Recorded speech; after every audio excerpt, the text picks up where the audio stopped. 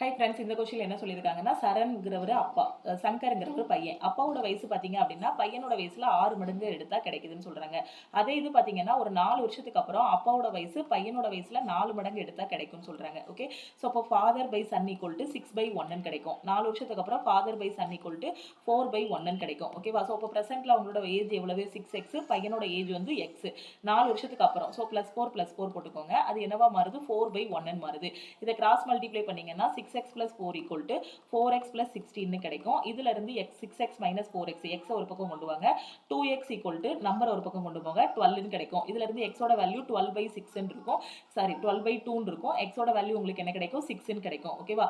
அப்பாவோட வயசு எவ்வளவு? 6x பிரசன்ட்ல. பையனோட வயசு எவ்வளவு? x. ஓகேவா? சோ நமக்கு x ஓட வேல்யூ 6 தெரியும். சப்ஸ்டிட்யூட் பண்ணீங்கன்னா அப்பாவோட வயசு என்ன கிடைக்கும்? 6 × 6 36. பையனோட வயசு என்ன கிடைக்கும்? 6 கிடைக்கும். இந்த வீடியோ பிடிச்சிருந்தா லைக் பண்ணுங்க. Thank you.